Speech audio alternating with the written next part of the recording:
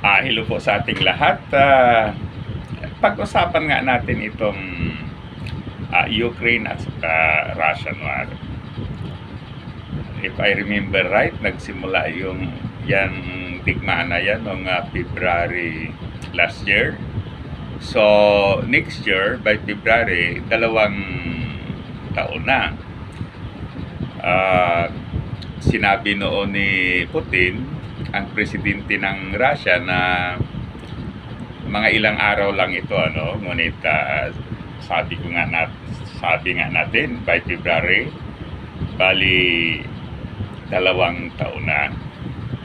Ngayon parang bihira na itong nababanggit ng media, o kaya siguro nagko-cover pa rin, but then siyempre may mga more interesting na balita sa yung gira sa Israel, yung nangyayari dito sa West Philippine Sea, between China, Philippines, at saka yung kalyado ng Pilipinas. So, hindi masyadong natutukan, pagkatapos yung conclusion natin noon ay dahil sa yung digmaan sa Israel, siyempre yung mga resources na dapat ibibigay sa Ukraine ay medyo mababawasan. Ganun din dito sa Pilipinas, dahil doon sa additional ITSA site, site na ino-operate ng mga Amerikano, then the same way, nababawasan yung military hardware na ibinibigay sa Ukraine. Ngunit ganun pa rin, talaga tuloy-tuloy pa rin yung gira. Ang prayer at saka hope natin, sana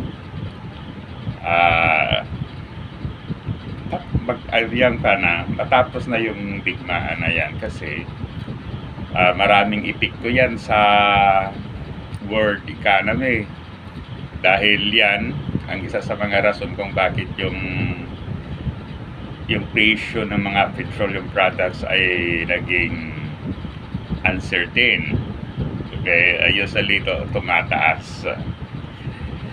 Kaya yun ang nangyayari dyan. Ngayon, ang naisip ko, hindi kaya talaga yung napro-project sa Russia as a very powerful country, parang hindi. Why?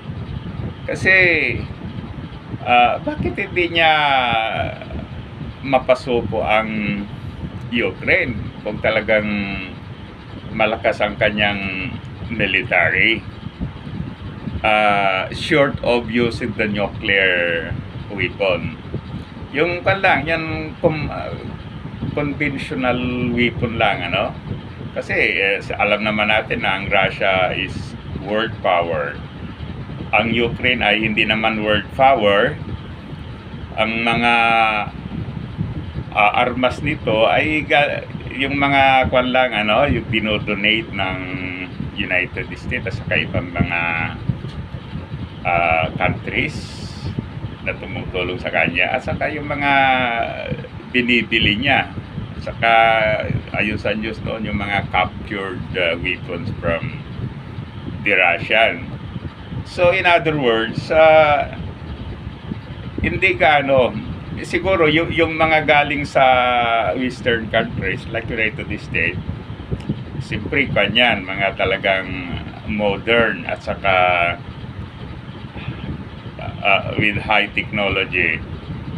But yung nababasa natin, yung mga weapons naman ng Russia ay talagang high-tech din yun. Okay? So, in other words, ilagay na natin na pareho ang quality, pareho ang level of technology. But then, siyempre, yung mga ibinibigay sa Ukraine ay limitado lang, kasi parang supply lang, Pero yung doon sa Russia, siyempre talaga nandoon yung weapons nila. But then, bakit hindi nila matalo-talo ang mga Ukraine? Okay? Sa tingin ko, talagang ito, ang Russia is not that powerful as it is being portrayed on media. Hindi ganun talaga siya ka-powerful. Bagamat siyempre meron siyang nuclear weapons. But sa digma na yan, sa palagay ko, pag gagamitin yung mga nuclear weapons, then dahil neighbor din ang Ukraine ay neighbor din ng Russia. In fact, once upon a time, it was part of the Soviet Union, so bali bahagi ng Russia yan. So kung ang mga Ruso ay gagamit ng nuclear weapons against Ukraine, then sila din ang affected, maaapektuhan sila because of the fallout. Kasi pagkaalam ko dyan, pag may nuclear weapons na gumamit, mayroon mga nuclear yung mga radiation. So aabot yan doon sa mga Russian territories. So inaabot na yan.